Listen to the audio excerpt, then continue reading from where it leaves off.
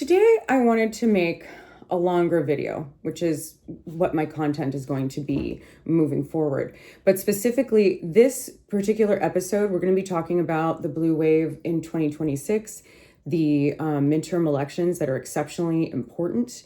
So I'm going to start it out with history regarding Zoran Mondani. This is a two-part episode. Zoran Mondani's victory highlights the growing power of disciplined grassroots organizing at a moment of heightened national tension.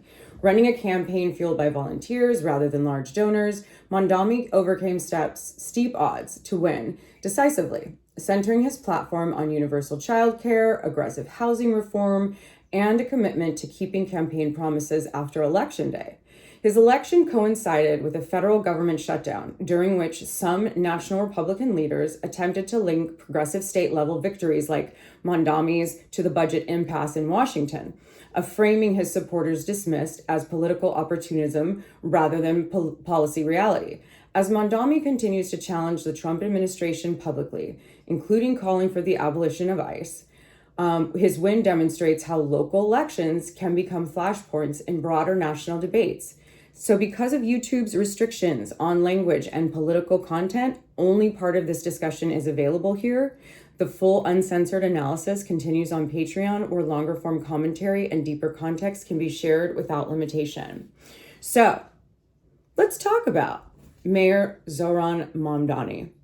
I actually didn't know a lot about him until the debate started. Once I saw the debates and I saw him in action, I was like, whoa.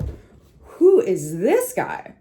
But before we get there, because some of you may not know, let's talk a little bit about who he is.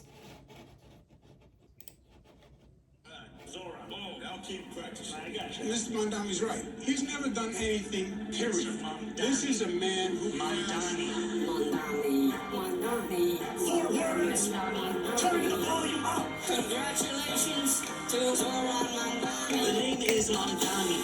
From the Bangladeshi auntie to the parents, strangers, and your Punani. Fight for working people, no apology. Fight for a city that works for everybody. From Port Richmond to Jackson Heights, from Hull to Bay Ridge. With limited rights, we deserve a city we can afford and a life of dignity. We're leading to more to keep on the lights.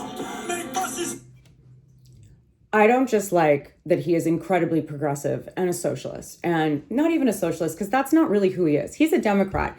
They're saying he's a socialist, but in all honesty, he represents all of the values that Americans have. Most of us want universal health care. Most of us want college without the expensive loans and the absolute what that does to you after your education and how you're on the hook to the government. We also want affordable housing. How many of us are paying more in rent or can never even conceive of buying a house the way things are?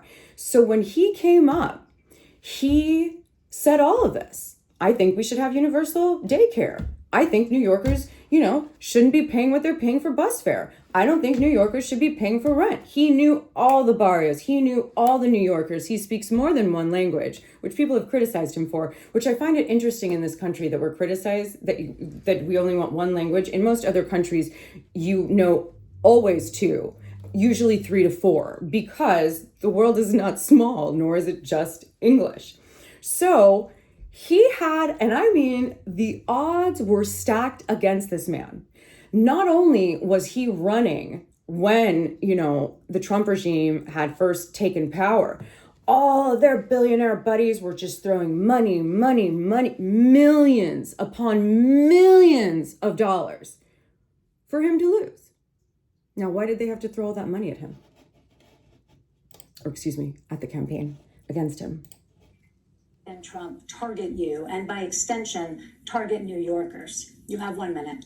President Trump will target whomever is the next mayor of this city. President Trump even targeted his, in many ways, accomplice, Mayor Eric Adams, who has collaborated with the Trump administration at almost every opportunity. And still, in the midst of that collaboration, we saw that New Yorkers are being taken off the streets in their apartment building lobbies. We have $80 million being taken out of our city bank account. So I don't think there's any question that there's any mayor here that will be free from being attacked by Donald Trump. What's more important, however, is that we have a mayor who will actually fight back.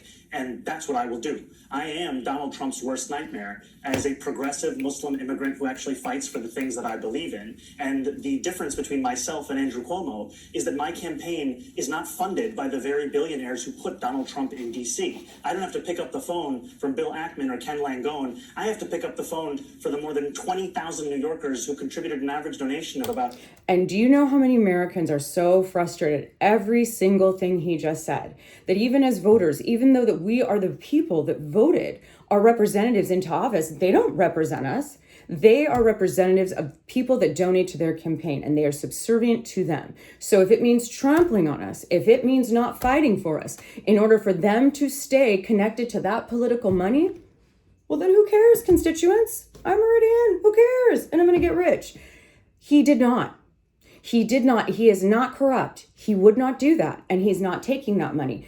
He had, I don't even know how many, I think over 100,000 volunteers. I mean, people knocking on doors with no money. And come on, we are Americans. We do not do things unless we're getting something on the other side. And for this, we were finally getting a candidate who represented us, who would fight for us. I mean, for the things that real everyday Americans actually care about.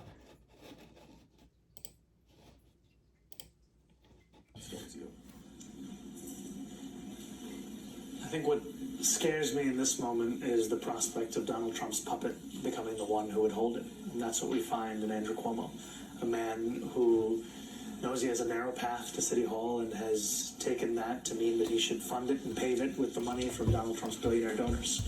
I am very excited at the prospect of winning this race, but I will never let our confidence become complacency. And so every single day, I remind myself, I remind our supporters, I remind our team of the fact that this is an election to be won. It's not one that will ever be given to us. Woo! You see that? He comes